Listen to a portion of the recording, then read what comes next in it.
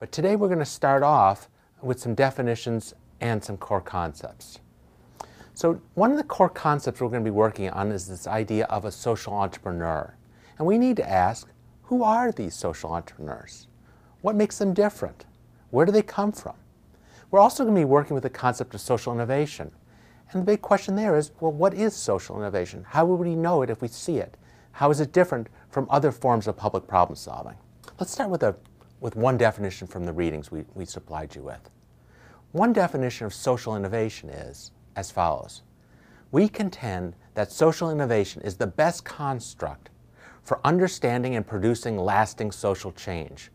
We redefine social innovation to mean a novel solution to a social problem that is more effective, efficient, sustainable, or just than existing solutions, and for which the value accrued goes primarily to society as a whole rather than to private individuals. This is from Jim Phil's and company's article. I like this definition, and we need to focus in on a core part of it, which is a social innovation comes down to something that is novel, it's a solution, it addresses a core problem or pain point, it's more effective, efficient, and sustainable than existing solutions. Social innovation at its core has to create value. And we'll come back to this idea of value creation, but the core part of it is that value has to accrue to everyone, to the broader society, not just to one individual. So if that's what a social innovation might entail, something new, something creative, something efficient and effective, let's ask the question of, well, what is a social entrepreneur? And what is this field of social entrepreneurship that's chasing after the idea of social innovation? Social entrepreneurs are a very distinct group of people. They're people who adopt a mission, a goal, to create value. They wake up in the morning saying, how can I create value? How can I make social impact? They have a relentless character to them. Social entrepreneurs are constantly looking for new opportunities to meet their mission, to advance their cause. They're constantly also looking for a chance to innovate, to adapt, and to learn. They don't take one idea and stick with it for a long period of time. They will evolve, they'll move, they'll adjust their ideas, they'll recalibrate, they'll refire. Social entrepreneurs also are very bold. Social entrepreneurs act without worrying about resources. They bootstrap, they do whatever it takes to get an idea off the ground. They take any resources that are available, they deploy them for the social purpose. A final characteristic of a social entrepreneur is someone who is very accountable, someone who realizes that they're working on a problem that affects lots of people and that these constituencies have to be addressed and served carefully.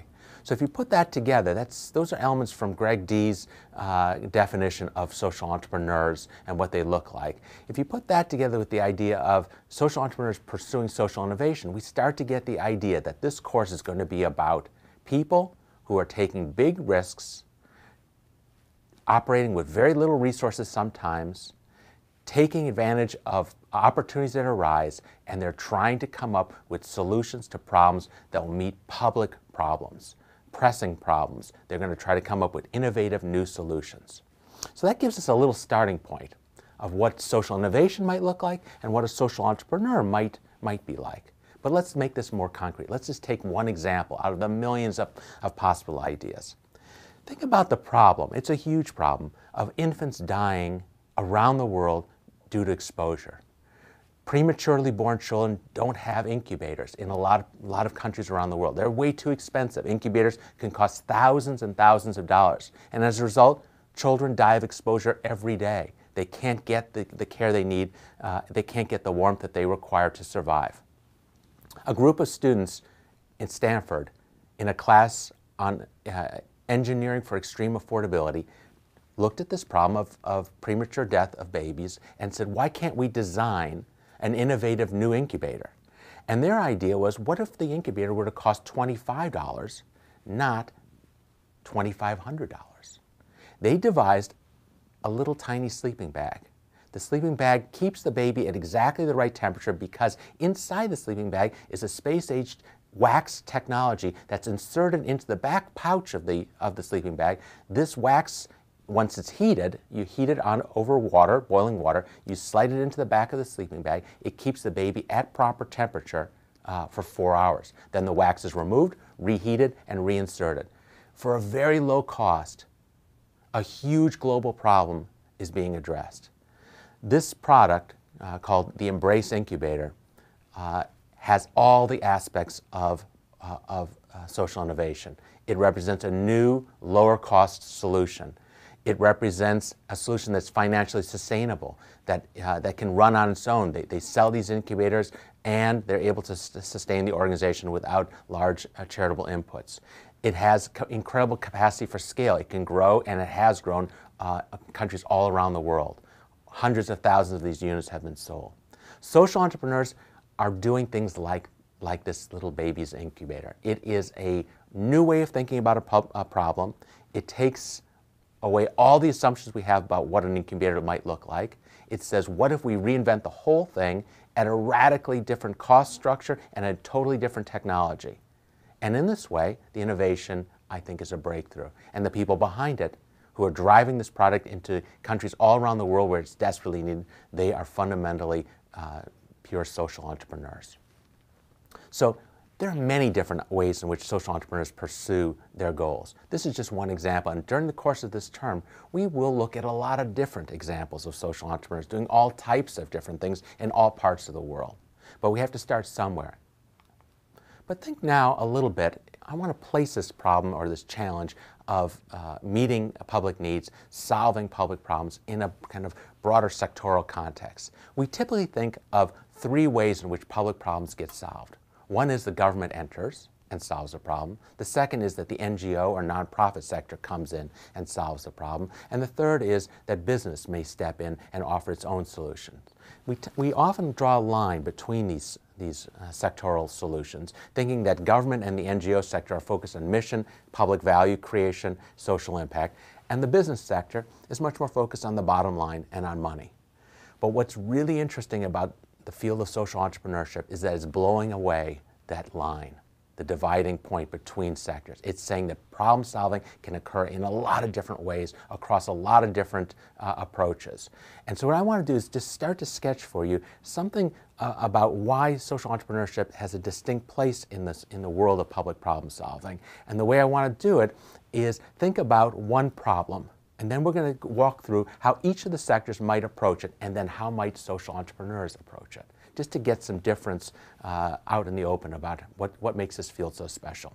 So think about the problem of affordable housing. How do we create housing for people who are on very limited means? How do each of the sectors, the public sector, the business sector, and the nonprofit sector, go about providing affordable housing? And then let's step back and say, how might social entrepreneurs do this work?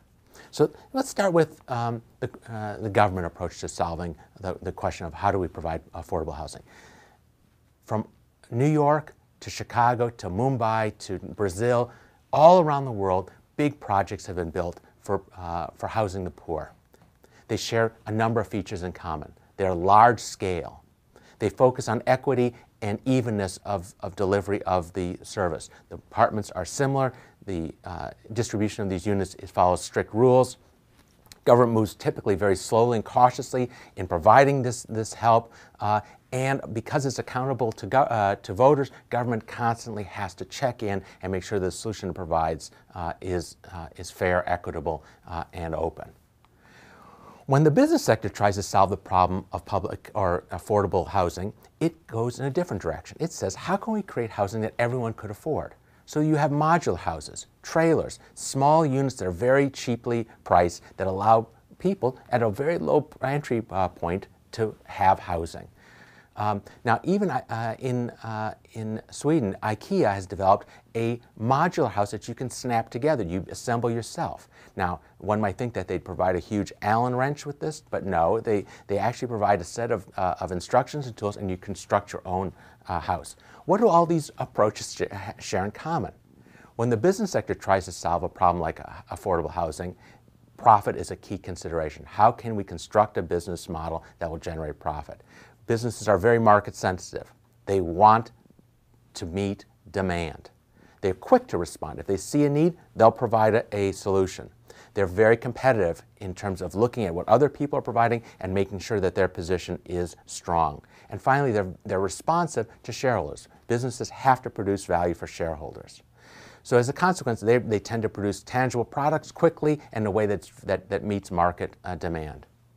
Let's think now about how the nonprofit sector tries to solve the problem of affordable housing. Their approach is very different. They'll say, what does the community need? How can we construct a vision of public and affordable housing that is appropriate to the local needs? They'll take existing housing stock, renovate it. They may build smaller units that are very affordable or mixed units. They might develop housing for the truly the most desperate, the poor and the homeless. Whatever the approach is, the nonprofit sector is almost always mission-driven. It operates under the non-distribution constraint that says money cannot be given away to shareholders and owners. It must be retained for mission purposes. It tends to be very creative and locally sensitive to needs, and it's often shaped by deep convictions of value and faith. Nonprofit leaders do their work because they care deeply, they want to solve a problem, and they want to be responsive to the vast range of stakeholders that surround nonprofits, including board members, community members, donors, and the general public. So if government, business, and the nonprofit sector all have their distinctive styles of solving public problems, you might ask, well, what makes social entrepreneurs different? What makes their approach any different? I think what makes them different is that they are looking for, as I said before, something novel, something fresh, a new approach that says, what if we reconceptualize the problem? What if we take a different angle at it? They're trying to drive innovation and they're trying to work above and beyond the kind of sector limits that I've just described. So let's take one example. Let's go to Africa and look at Moladi. In Africa, there's a question of how can we provide not just affordable housing, but durable housing that can be sustained even amidst storms and violent weather. A group of social entrepreneurs came up with the idea of what if we were to construct a house made out of plastic molds, small squares that snap together. And now they're doing it all across Africa. They're building houses by taking molds, snapping them together, pouring concrete into these molds, inserting rebarb, steel rebarb, to make the unit extremely strong, and they're generating housing at very low cost that can withstand enormous amounts of environmental stress. This is an idea that I don't think the business sector, the nonprofit sector, or the government sector would naturally gravitate towards. It involves a fresh idea about what housing might look like. It involves the idea of a concrete poured house that can be reassembled, molds for which can be reassembled all over the place and replicated over and over again.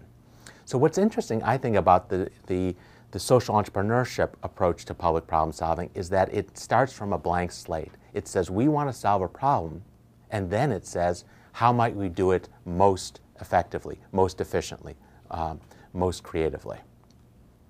Now, social entrepreneurship has gotten a lot of play in recent years. A number of people have focused on it. There's a funding community now that's interested in providing financial support for this field.